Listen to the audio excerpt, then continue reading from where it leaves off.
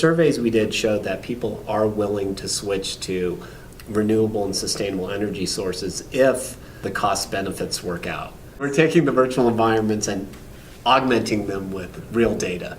They're taking data from PNM Solar Farm, from their wind farms. The main one is this virtual neighborhood. So the idea is that in the neighborhood are these houses that run on virtual solar power, run on virtual wind power. The main benefit is you can experiment, as a consumer, you can experiment with these technologies and without having to bear the costs.